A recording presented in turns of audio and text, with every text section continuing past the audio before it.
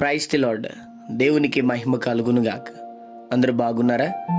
ఈ దినం దేవుని వాగ్దానం, నేను నిన్ను మరువను.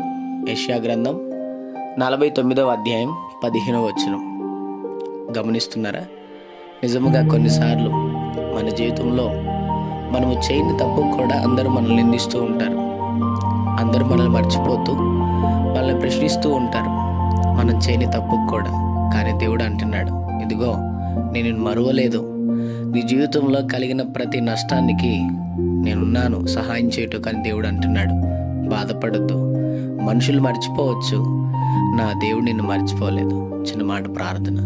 ప్రేమ కనిక్రమ గల మాతనే నీకు వందనాలు.